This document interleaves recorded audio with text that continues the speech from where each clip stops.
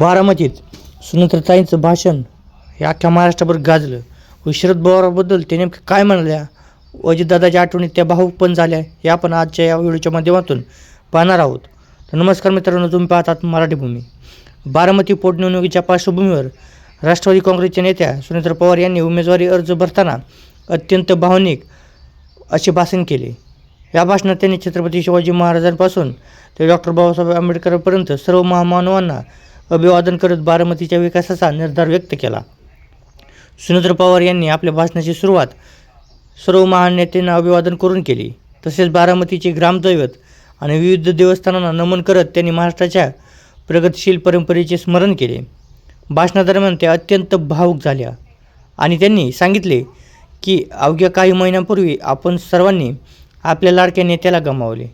त्यांनी स्पष्ट सांगितले की दादांचे जाणे हे केवळ कुटुंबाची हानी नाही, तर बारामती, महाराष्ट्र आणि देशाची मोठी हानी आहे. बारामती म्हणजे दादांचा श्वास होता आणि बारामतीकरांची सेवा म्हणजे पांडुरंगाची सेवा असा त्यांचा विश्वास होता. सुनेत्र पवार यांनी सांगितले की माझ्यासाठी केवळ माझे कुटुंब नाही, तर संपूर्ण बारामती माझा परिवार आहे. प्रत्येक बारामतीकर हा माझ्या कुटुंबाचा सदस्य आहे आणि त्यांच्या विकासासाठी मी आयुष्यभर काम करीत राहील. दादांच्या विकासाच्या विचारांना पुढे नेण्याचा निर्धार सुनेत्र पवार यांनी व्यक्त केला. पुढे त्या म्हणाल्या की त्यांनी ठामपणे सांगितले की बारामतीचा विकास पूर्वीप्रमाणेच वेगाने सुरू राहील. नवीन उद्योग, रोजगार निर्मिती, शेती, दुग्ध व्यवसाय, शिक्षण, आरोग्य आणि पर्यटन या सर्व क्षेत्रामध्ये विकासाला चालना दिली जाईल. बाजारपेठेतील उलाढाल वाढवण्यासाठी नवीन गुंतवणूक आणण्यावर भर दिला जाईल असे सुनेत्र पवार यांनी भाषणात सांगितले. पुढे त्या म्हणाल्या की अवकाळी पावसामुळे नुकसान झालेल्या शेतकऱ्यांचा विषय मांडताना त्यांनी सांगितले की पंचनामे तात्काळ केले जातील आणि राज्य सरकार शेतकऱ्यांच्या पाठीशी उभे आहे. निरा कालवा, शेतीसाठी पाणी आणि सिंचन प्रकल्प यावर विशेष लक्ष दिले जाईल असे त्यांनी स्पष्ट केले. बारामतीमध्ये महिला सुरक्षितता आणि कायदा सुव्यवस्था मजबूत ठेवण्याचे आश्वासन त्यांनी भाषणात दिले. गुंडगिरी, खंडणी आणि बेकायदेशीर प्रकरणांना अजिबात थारा दिले जाणार नाही आणि प्रशासनावर मजबूत नियंत्रण ठेवले जाईल असे त्यांनी सांगितले.